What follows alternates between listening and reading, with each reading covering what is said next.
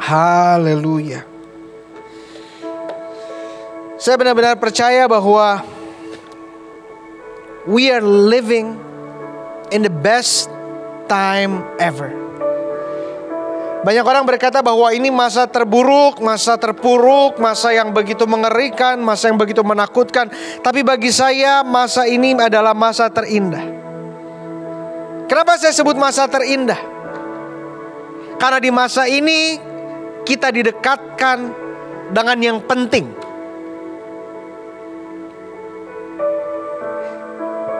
Beberapa bulan yang lalu,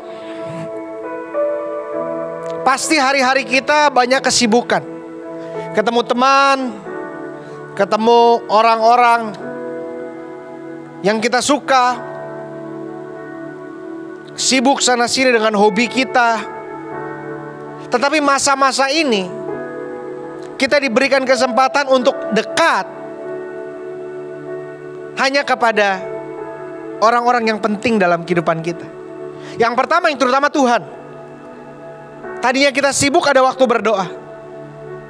Tadinya kita begitu banyak pikiran. Sekarang kita begitu banyak waktu untuk baca Alkitab. Gak ada alasan lagi. Tadinya kita bilang, oh ibadah ribet, parkiran ribet. Sekarang gampang, tinggal buka internet di rumah saudara. Bukan cuma kita didekatkan dengan Tuhan, tapi kita didekatkan dengan keluarga kita. Biasanya setiap hari saya pergi ke kantor. Jam 7 pagi saya di kantor sampai jam 4 sore. Tetapi sekarang setiap hari saya bersama dengan keluarga saya di rumah. Biasanya anak saya sekolah dari jam 8 sampai jam 12. Sekarang sama-sama kita terus di rumah. Memang awal-awalnya mungkin gak nyaman, karena biasa kita keluar, biasa kita pergi, wah ngapain di rumah. Tetapi lama-lama kita betul-betul tahu bahwa keluargaku adalah sorgaku. And I want to take this moment just to appreciate. Saya mau ambil waktu ini untuk setiap saudara bisa syukuri itu.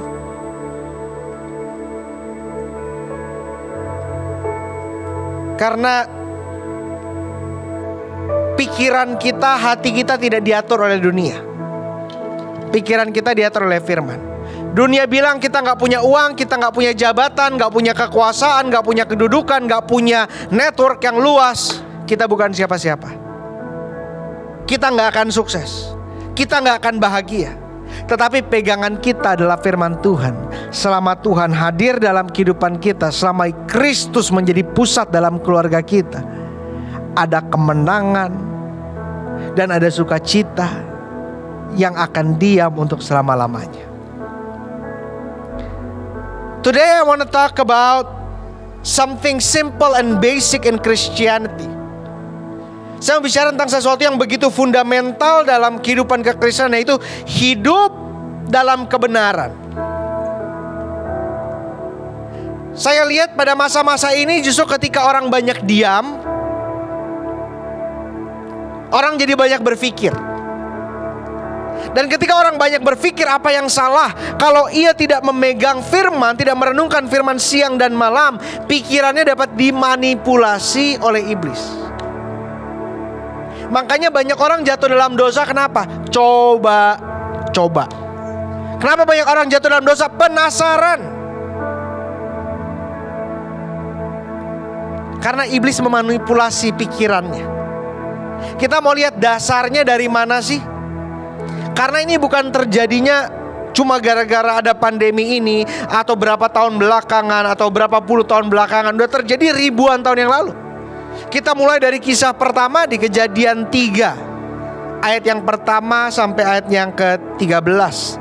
Dari Adam dan Hawa kita belajar. Nah, coba kita lihat yang Alkitab katakan. Adapun ular ialah yang paling cerdik dari segala binatang di darat yang dijadikan oleh Tuhan Allah. Ular itu berkata kepada perempuan itu, tentulah Allah berfirman, semua pohon dalam taman ini jangan kamu makan buahnya, bukan? Nah, saudara harus ingat lebih dahulu bahwa manusia tidak pernah akan jatuh dalam dosa kalau tidak digoda iblis. Kenapa manusia masih diampuni oleh Tuhan? Karena Tuhan tahu manusia berdosa bukan karena keinginannya, tapi karena ada godaan iblis. Karena iblis meracuni kedagingan kita. Makanya iblis tidak diampuni.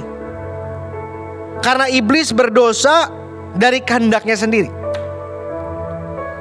Nah, kita harus sadar sebagai orang-orang percaya bahwa musuh kita begitu cerdik dan begitu licik. Kalau musuh kita cerdik, musuh kita licik, dia gak akan masuk dari pintu depan. Dia gak akan masuk ngetok pintu atau bel pintu. Tapi dia akan lewat pintu belakang. Dia akan lewat pintu dapur. Dia akan manjat pagar. Karena sifatnya licik dan cerdik. Karena itu kita harus tahu bahwa cara iblis masuk ke dalam kehidupan kita cerdik dan licik. Makanya kita berkata jangan beri kesempatan. Jangan buka celah bagi iblis. Iblis masuk lewat celah. Ular nih cerdik, ular gak bilang ayo berdosa, ayo melawan Allah. Enggak, ular bilang apa? Allah berfirman. Ular bilang Allah berfirman. Jangan gampang percaya orang yang cuma haleluya haleluya atau ngomong firman. Tapi kita harus lihat dulu isinya apa. Karena ular bilang gini, tuh Allah berfirman demikian. Tapi pada akhirnya ular bilang gini, Allah berfirman demikian bukan?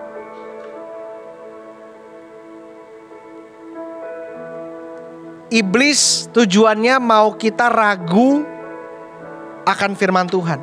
Mau kita ragu akan Tuhan. Mau kita ragu akan janji Tuhan. Mau kita meragukan kebaikan Tuhan. Mau kita ragukan segala sesuatu yang Tuhan lakukan dalam kehidupan kita. Iblis mau memanipulasi kita. Sampai terkadang buat kita ngerasa kita benar walaupun kita salah.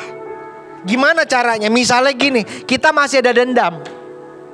Kita masih belum ngampunin orang yang salah sama kita. Tapi dalam hati kita bilang gini, lah kan setidaknya saya udah dibaptis. Kan setidaknya saya udah perpuluhan. Kan saya pelayanan setiap minggu. Sama aja bohong. Karena mengikut Tuhan itu bukan 50%, bukan setengah-setengah. Ngikut Tuhan bahkan bukan 60, 70, 80%. Ngikut Tuhan bukan 98%. Ngikut Tuhan 100%. Gak bisa kita bilang gini, Tuhan bagian firman yang segini nih aku ikuti, tapi setengahnya aku gak mau tahu ya. Tuhan pokoknya bagian ini aku suka, aku mau ikutin. Bagian ini aku gak suka, aku gak mau ikutin. Gak bisa seperti itu.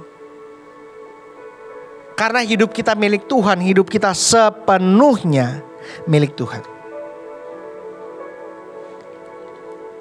Coba lihat ayat selanjutnya. Lalu saut perempuan itu kepada ular itu, buah pohon-pohonan dalam taman ini boleh kami makan.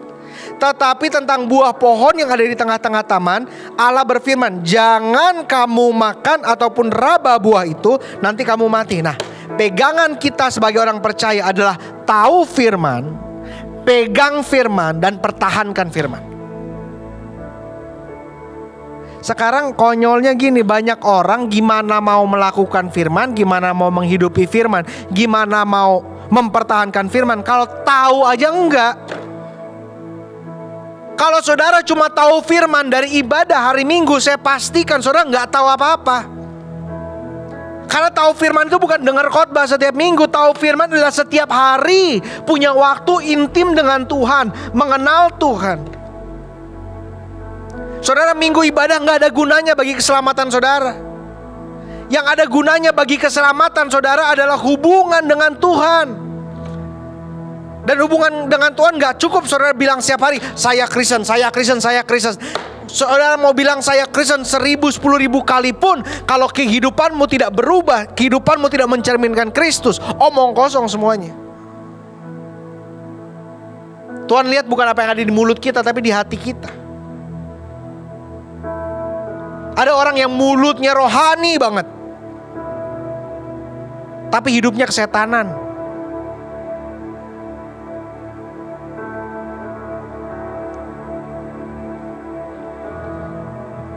Coba lihat ayat selanjutnya.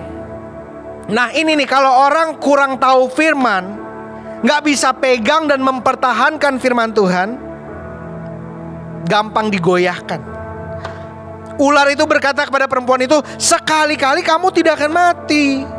Tetapi Allah mengetahui bahwa pada waktu kamu makannya, matamu akan terbuka, kamu akan menjadi seperti Allah, tahu tentang yang baik dengan yang jahat. Iblis itu pendusta. Iblis itu pembohong. Iblis itu coba merusak gambar Allah sebenarnya. Allah adalah Bapa kita yang penuh kasih, Maha Kuasa. Tapi iblis mau coba bilang sama Hawa, Tuhan tuh salah, Tuhan tuh gak benar. Maksud Tuhan gak seperti itu, Tuhan gak peduli sama kamu. Tuhan gak mau kamu berkembang. Tuhan gak sayang sama kamu, Tuhan gak peduli sama kamu.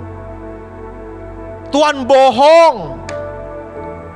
Banyak gak dari kita yang kemakan kebohongan ini, sampai kita kadang-kadang ngerasa Tuhan tuh gak ada, saya gak ditolong Tuhan.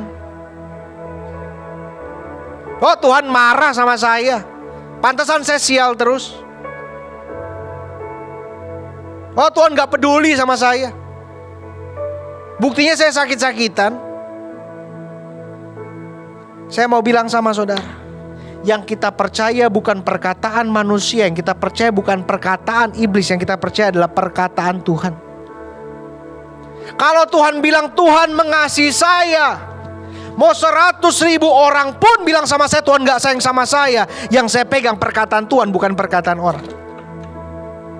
Banyak dari kita mulai ragu ketika kita lihat situasi, kondisi, kita lihat orang seperti apa, kita jadi ragu, bener gak ya? Katanya Tuhan sayang sama saya, Tuhan peduli sama saya, tapi bener ya, kok situasi saya gak berubah ya?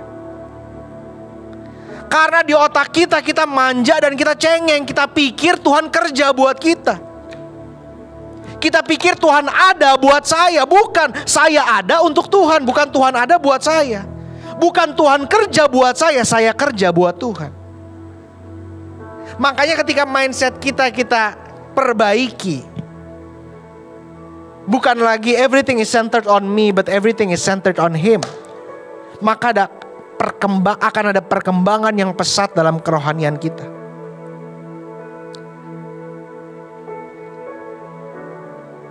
Makanya jangan biarkan kita diatur firman palsu, tapi biarlah kita mau diatur oleh firman Allah. Nah, lihat ayat yang ke-6. Ini penting nih, apalagi bagi setiap saudara, orang Kristen, orang percaya, apalagi saudara yang mungkin belum banyak belajar firman Tuhan. Ini penting, harap saudara catat ya. Ayat yang ke-6. Perempuan itu melihat bahwa pohon itu baik untuk dimakan, sedap kelihatannya, lagi pula pohon itu menarik hati karena memberi pengertian. Nah, ini adalah 3 godaan umat manusia sepanjang zaman. Hanya 3 ini. Coba kita lihat di 1 Yohanes 2 ayat 16. Ada 3 hal, yaitu lust of the eyes, lust of the flesh, and pride of life. Atau disebut juga keinginan mata, keinginan daging, dan keangkuhan hidup. Tapi kerenan bahasa Inggrisnya. Coba kita lihat dulu ayatnya. Sebab semua yang ada dalam dunia, yaitu keinginan daging, keinginan mata, serta keangkuhan hidup, bukanlah berasal dari Bapa, melainkan dari dunia. Nah, saya akan jelaskan sedikit. Lust of the eyes itu soal materialisme. Kita orang yang matre, itu lust of the eyes. Mata kita ngelihat kemewahan, ngelihat kekayaan, ngelihat ini, ngelihat itu. Yang kedua, lust of the flesh atau keinginan daging, itu hedonisme.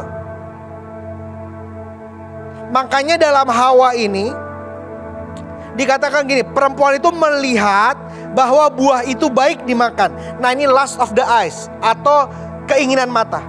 Lalu dikatakan gini, dan sedap kelihatannya. Nah, ini lust of the flesh atau keinginan daging. Pengen kedagingannya dipuaskan.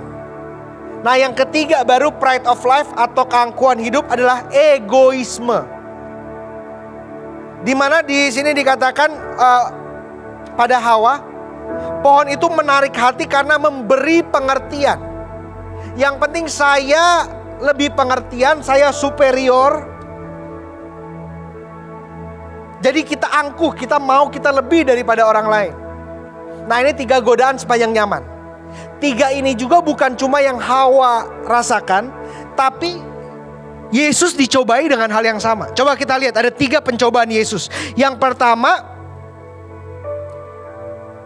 keinginan mata atau lust of the eyes. Di mana iblis bilang, oh kerajaan dunia ini akan kuberikan kepadamu, diperlihatkan semuanya. Materialisme. Yesus menolak. Yang kedua, karena Yesus lagi puasa 40 hari 40 malam, ia lapar. Iblis bilang, ubah batu ini menjadi roti. Hedonisme, kedagingannya perlu dipuaskan karena memang dia lapar. Tapi Yesus tolak juga. Yang ketiga, Yesus dicobai pride of life atau keangkuhan hidup.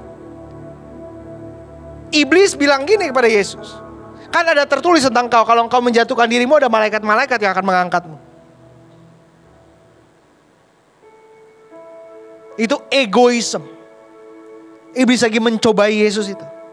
Nah, ketiga ini kita juga akan dicobai di hal-hal yang sama. Hati-hati dengan mementingkan keinginan mata kita. Makanya sosial media itu bahaya. Bahayanya di situ karena mata kita ngelihat nih hal yang vulgar, bersifat seksual. Kita liatin yang seksi. Kita liatin kemewahan kehidupan orang lain. Enaknya rumahnya besar, mobilnya mewah, makanan-makanannya banyak. Mata kita jadi pengen. Dan karena mata kita kalau kita latih seperti itu terus, lama-lama otak kita akan mikir gini, saya harus melakukan apapun juga untuk dapetin semua itu. Kita jadi korupsi, kita jadi curang, kita jadi menghalalkan segala cara. Gak ada yang namanya haram lagi buat kita. Itu bahayanya. Kita harus hati-hati dengan ketiga hal itu. Keinginan mata, keinginan daging, yang kita kejar kenyamanan, kepuasan, dan keangkuhan hidup. Makanya ketika kita baca firman, kita kayak ngaca. Kita lihat nih, saya seperti 3 ini gak ya? Saya orangnya sombong gak ya? Bahkan banyak orang bukan sombong lagi tapi songong. Kalau sombong itu biasanya dalam hati gak kelihatan. Kalau songong, dari mukanya aja kita udah ngelihat songong. Kita ngelihat dia jalan aja, dari mukanya kita songong nih orang. Makanya Alkitab tuh kayak kaca, kita jadi ngelihat kita nih seperti apa. Ada gak karakter-karakter Kristus dalam diri saya? Ada gak kebiasaan-kebiasaan yang saya harus buang, saya harus hentikan? Apakah saya sudah seperti Kristus? Apakah Roh Kudus hidup dan diam dalam saya?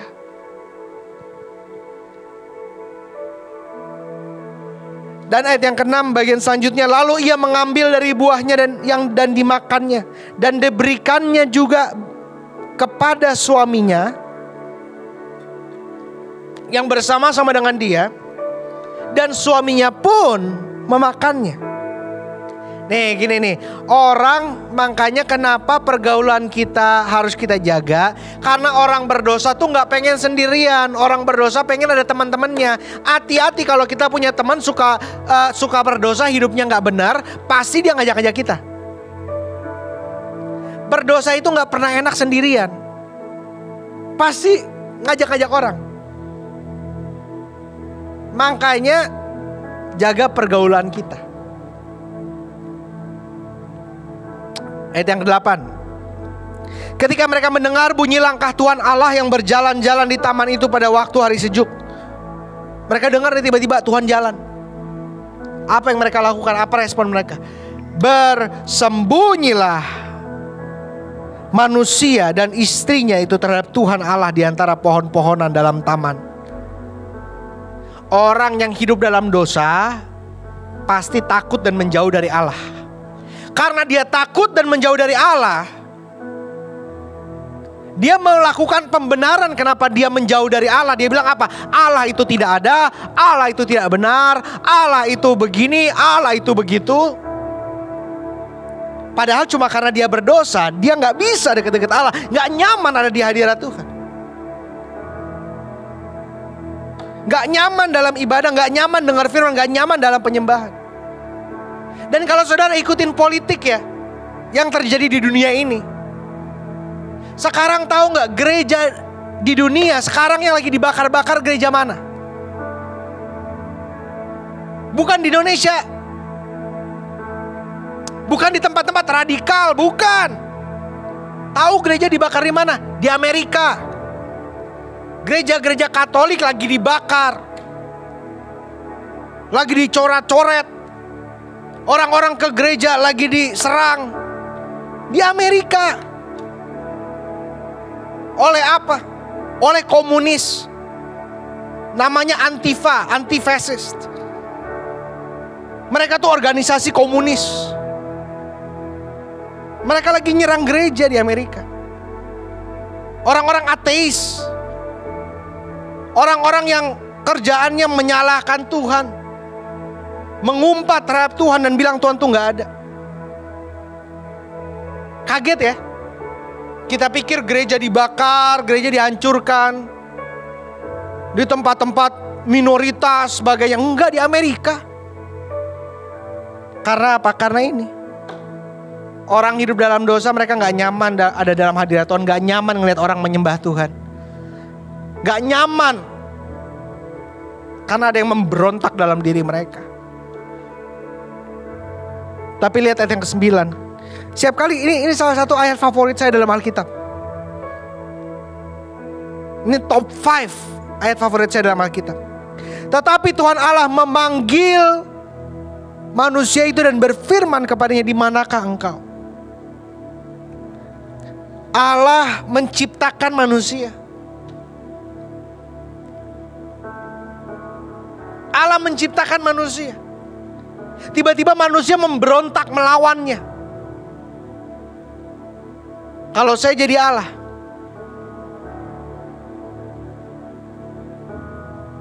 yang sudah saya ciptakan saya hancurkan dan saya ciptakan yang baru. Tapi enggak loh, dicariin sama Tuhan. Dicariin sama Tuhan, Tuhan panggil mereka. Adam, Hawa. Fokus Tuhan bukan kepada kesalahannya, fokus Tuhan bukan kepada dosanya, fokus Tuhan kepada kitanya. Kurang baik apa, kurang dahsyat apa Tuhan?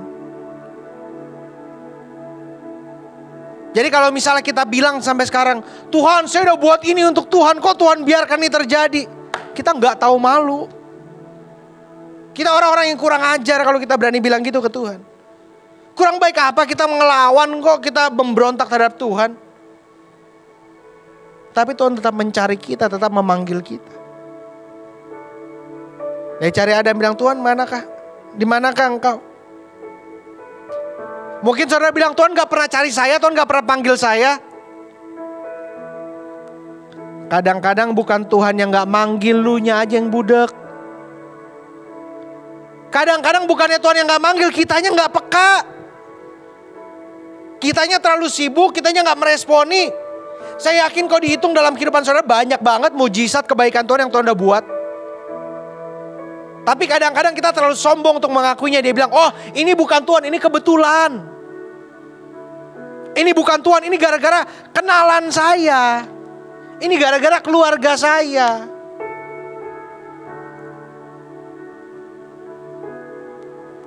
Ada panggilan Tuhan, Tuhan memanggil kita kok semuanya.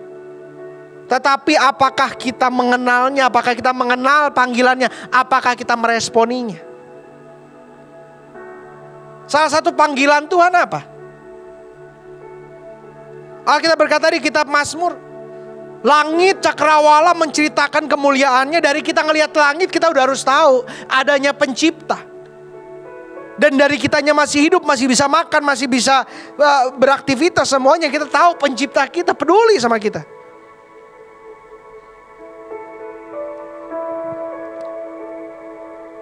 Coba lihat ayat selanjutnya yang 10. Ia menjawab, ketika aku mendengar bahwa engkau ada dalam taman ini, aku menjadi takut karena aku telanjang. Sebab itu aku bersembunyi. Firman-Nya, siapakah yang memberitahukan kepadamu bahwa engkau telanjang? Apakah engkau makan dari buah pohon yang kau larang itu? Nah ini nih. Manusia itu menjawab, perempuan yang kau tempatkan di sisiku, dialah yang memberi makan buah pohon itu kepadaku, maka aku makan. Kemudian berfirmanlah Allah kepada perempuan itu, apakah yang telah kau perbuat ini? Jawab perempuan itu, ular itu yang memperdayakan aku, maka aku makan. Dari dulu manusia kerjaannya tuh gak bisa salah. Kalau dia salah pasti dia nyalain. Ini bukan gara-gara saya, orang tua saya sih ngajarin saya gak benar. Saya pernah dicurangin sih, saya pernah ditipu sih. Kita belajar, kita bertanggung jawab atas kehidupan kita. Selama kita lakukan yang benar, selama kita pegang firman, Tuhan membela kita kok. Jangan takut orang mau menyalahkan kita, mau fitnah kita. Kita mau kehilangan pekerjaan, jabatan. Asal firman yang kita pegang, asal Tuhan yang kita andalkan, Tuhan gak pernah ngecewain kita. Mungkin bukan apa yang kita mau yang terjadi, tetapi kita diajar untuk tunduk. Bukan apa yang aku kehendaki yang terjadi, tapi apa yang kau kehendaki. Dan bukannya kita kepaksa, ya udah, yang saya mau nggak terjadi, ya udahlah terserah Tuhan. Enggak. Kita jadi senang. Oh ini yang Tuhan mau dalam kehidupan saya. Saya ikut karena saya tahu Tuhan tahu yang terbaik, Tuhan lakukan yang terbaik, dan segala sesuatu untuk kemuliaan Tuhan. Di masa-masa ini yuk kita hidup sebagai orang Kristen yang lebih dewasa. Saya percaya kuasa Tuhan. Saya percaya mujizat Tuhan. Tapi terlebih dari semuanya, saya percaya pertobatan dan keselamatan adalah yang terutama. Dimana tujuan dari mujizat sendiri, tujuan dari berkat, tujuan dari apapun itu adalah agar kita punya tempat di surga. Kita diterima oleh Bapa karena kita menerima pengorbanan Kristus Yesus di atas kayu salib. Dan orang yang menerima keselamatan, mereka hidup gak akan main-main. Mereka akan benar-benar hidup buat Tuhan.